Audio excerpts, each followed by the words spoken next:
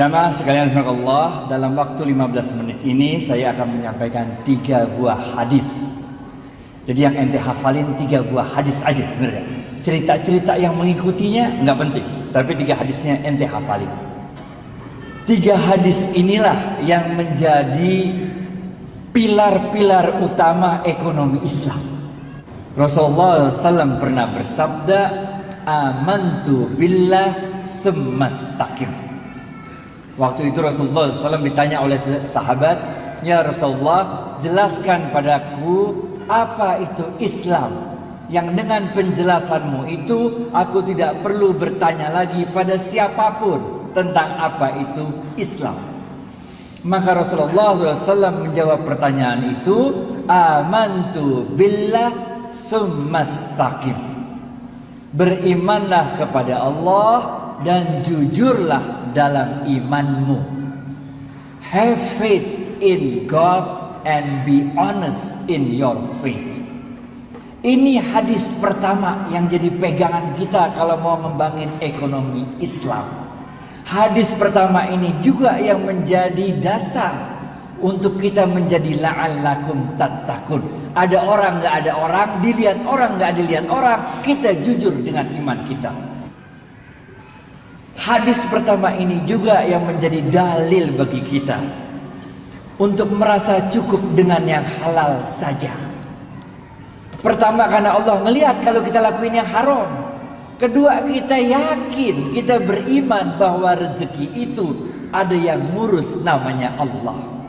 Sayyidina Ali bin Abi Thalib radhiyallahu anhu pernah berkata, jangan pernah khawatir untuk 2 hal. Yang pertama, jangan pernah khawatir dengan kematian. Ngapain ente khawatir dengan kematian? Udah ada jadwalnya mati. Kalau belum jadwalnya mati, enggak bakal mati. Yang dalam Al-Quran Allah mengatakan, kullu nafsin za'iqatul maut. Enggak usah dihitung-hitung mau mati berapa hari lagi, berapa bulan lagi, berapa tahun lagi. Enggak usah. Enjoy life, be happy. Karena kematian udah ada jadwalnya. Nggak usah khawatir sama yang mau mati, nggak perlu khawatir. Ada orang yang udah sakit lama kagak mati-mati, bener nggak? Yang ngarawati ya 3 orang mati terus, bener nggak? Yang kedua, jangan pernah khawatir dengan rezeki. Karena Allah berfirman dalam sebuah hadis qudsi, tidak akan meninggal dunia seorang anak cucu Adam sebelum semua jatah rezekinya dia terima. Jadi ente khawatir apa? Nggak bakal mati, men, nggak bakal mati sebelum semua jatah rezeki kita terima. Udah bisa jalan diri, makan diri, udah bisa ngapa-ngapain, udah kerja puluhan tahun, giliran PHK aja ente bingung ngapain, men? Kenapa ente jadi harus khawatir? Ngerti gak? Paham ya? Bener paham nih? Aneh tes nih ya? Yang bisa jawab gocap. Hadis pertama, Rasulullah SAW bersabda, amantu. Mana? Gocap serius, amantu. Gocap.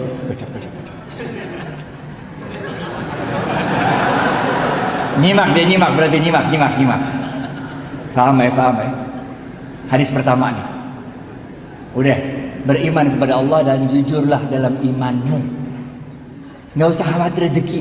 Kita nggak tahu di mana maut, tapi maut tahu kita di mana. Kita nggak tahu di mana rezeki, tapi rezeki tahu di mana kita.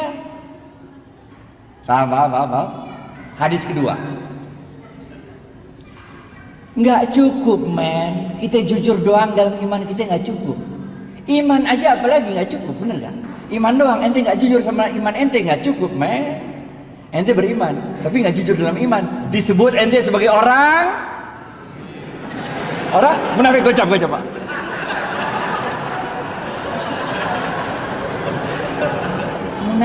Munafik, ente munafik ngapain? Bener gak? Iman and jujur dalam iman ente. Hadis pertama. Hadis kedua, nggak cukup, men. Ente nih tarawih berapa rakaat terserah dah. Khataman Quran berapa kali terserah dah. Umroh Ramadan, bener gak? Zikir terus, sholat malam. Tapi tetangga ente kelaparan, masuk surga apa kagak? Kagak masuk surga, men. Modal Islam kayak apa kayak begitu? Oleh karena itu hadis kedua Rasulullah SAW bersabda, khairun nas, gocap, khairun nas anfa'uhum linnas.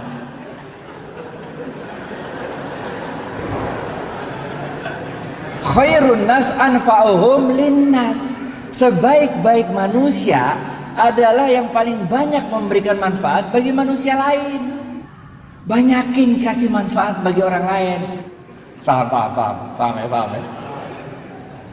Kasih aja. Rasulullah SAW waktu itu lagi berdiri, nengok ada seorang pelacur. Jibril turun dari langit atau gitu. Oh, ada apa Bril? Gitu kira-kira. Ya gitu, gayanya kita gitu lah. Ya Rasulullah, kata Jibril, Allah telah menetapkan nasib wanita pelacur itu menjadi seorang calon penghuni neraka. Oh begitu.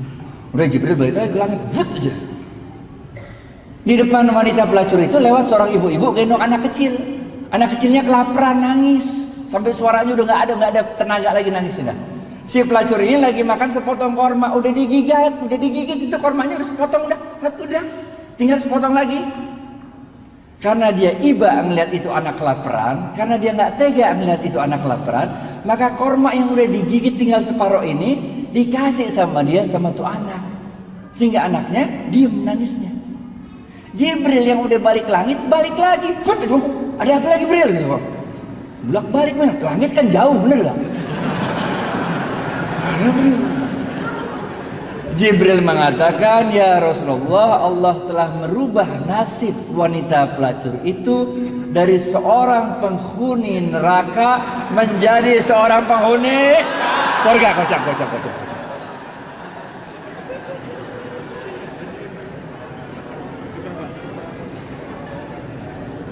Jangan khawatir, saya dulu mahasiswa juga kok, kita tahu bagaimana keadaan mahasiswa. Saya mahasiswa juga men, dulu kalau makan tuh nggak ada yang model makan malam, makan pagi, makan siang, nggak ada. Kalau kita makan jamak kosor. Siang enggak, malam enggak, kita kosor tengah-tengah, jamak kosor. Ntar malam kalau udah lapar dikit lalu cari burjo dah. Bubur kacang hijau. Khairun nas anfa'uhum linnas. Hadis ketiga terakhir, habis nih. Kita nggak cukup kalau kita cuma beriman dan jujur. Itu satu hal. Bagi-bagi manfaat bagi orang lain, itu hal lain. Tapi jangan lupa ada yang ketiga. Rasulullah SAW bersabda, ini susah nih. Kalau ini susah. Ini hadisnya jarang didengar nih. Cepet. Ini susah nih. Rasulullah SAW bersabda, ini hadisnya susah nih. Man lam yashkurin nas. Cepet.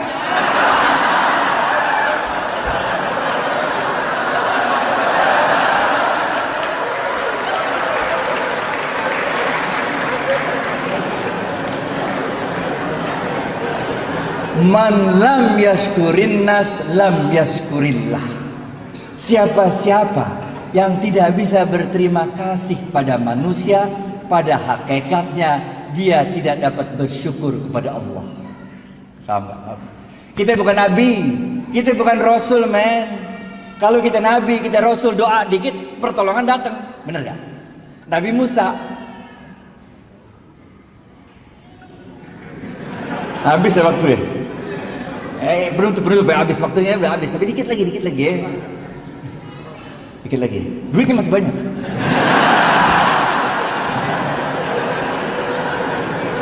Nabi Musa men, depannya Laut Merah, belakang Fir'aun. Bagaimana coba? Karena dia levelnya Nabi, doa dikit, Laut Merah kebuka, jalan kaki dah di laut, bener gak? Fir'aun ngikutin, doa lagi, laut ketutup, Fir'aun mati, bener gak? Nabi Ibrahim dibakar Namrud, bener gak? Doa dikit, itu api berasa dingin, bener gak?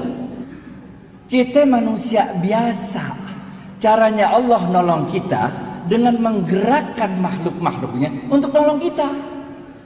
Zamannya Nabi Nuh. Nah, ada yang tahu apa kejadian besar zaman Nabi Nuh? Banjir, kocak.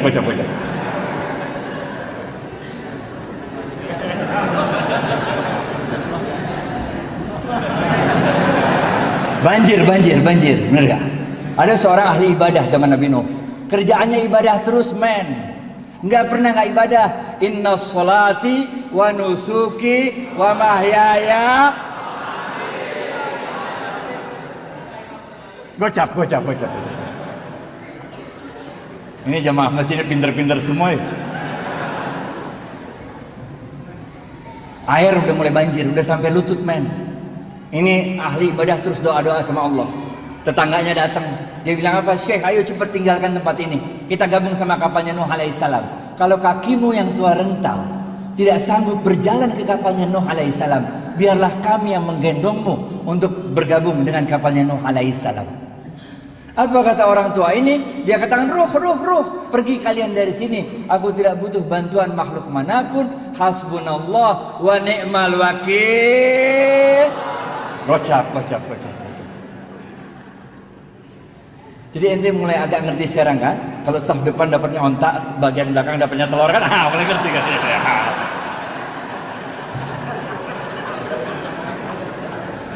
Pergi tetangganya. Air naik lagi sampai dada, men. Tetangganya datang lagi naik ontak. Dia bilang, Syekh, cepat naik ontak kami. Kita gabung sama kapalnya Nuh alaihissalam. Ini air bentar lagi, air besar datang menghantam kita. Apa kata dia? Pergi. Nggak perlu bantuan makhluk manapun. Cukuplah Allah sebagai penolongku. Sungguh Allah sebaik-baik penolong. Pergi lagi tetangganya. Air naik lagi sampai loteng, men. Ini ahli ibadah udah naik loteng, doa-doa sama Allah di loteng. Tetangganya datang lagi, naik sampan kali ini, naik sampan. Dia bilang, Syekh, cepat naik sampan kami. Kita gabung sama kapalnya Nuh. Untuk ketiga kalinya dia usir, pergi. Saya nggak butuh bantuan makhluk manapun. Hasbunallah wa ni'mal wakil, ni'mal maula wa ni'man nasir. Benar aja dah. Habis itu banjir besar datang, vus saja. Nabi Nuh alaihissalam beserta kaumnya selamat naik kapal besarnya. Ini orang ahli ibadah meninggal dunia dibawa hajar sama banjir. Waktu dia udah meninggal dunia di hadapan Allah, dia protes. Udah meninggal, dia protes. Dia bilang apa? Allah, mata nasrullah. Mana pertolonganmu Allah? Where were you? Why didn't you help me? Kita dia. Bahasa Inggrisnya gitu mah, enggak. Kalau nggak ngerti nggak apa-apa juga. Udah. Apa kata Allah? Allah katakan, bukankah telah aku kirim 3 kali pertolongan pada dirimu, tapi hatimu terlalu sombong untuk menerima pertolongan yang aku kirimkan. Ini orang kaget, 3 kali? Nggak ada 3 kali, dari mana? Nggak ada Allah, nggak ada 3 kali itu. Allah bilang, bukankah telah aku kirim 3 orang tetanggamu untuk memberikan pertolongannya pada dirimu, tapi hatimu terlalu sombong untuk menerima pertolongan yang aku kirimkan. Baru orang ini sadar. Jadi tetangga itu engkau yang kirim Allah, katanya. Allah mengatakan, bukankah aku yang berkuasa atas hati manusia? Bukankah aku yang berkuasa untuk menggerakkan hati manusia, memberikan pertolongannya pada dirimu, tapi hatimu terlalu keras, hatimu terlalu sombong untuk menerima pertolongan yang aku kirimkan. Maka orang ini sadar, man lam yashkurin nas lam yashkurillah. Siapa-siapa yang tidak dapat berterima kasih pada manusia, pada hakikatnya dia tidak dapat bersyukur kepada Allah. Inilah yang kita sebut sebagai the month of thanksgiving. Kalau yang pertama tadi, masih ingat? Amantu billah sumastaqim, itu dalam bahasa Inggrisnya kita sebut the month of giving up bad things.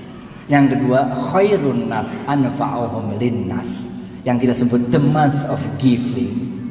Yang ketiga adalah man lam yashkurin nas lam yashkurillah. Siapa yang tidak dapat berterima kasih pada manusia, pada hakikatnya tidak dapat bersyukur kepada Allah, kita sebut sebagai the month of thanksgiving. Terus tingkatkan keimanan kita kepada Allah, terus tingkatkan giving kepada manusia-manusia lain, terus tingkatkan thank you kepada manusia-manusia lain. Fa insyaallah kita menjadi pribadi yang lebih baik. Dengan pribadi yang lebih baik itu, insyaallah kita bisa menegakkan kembali ekonomi.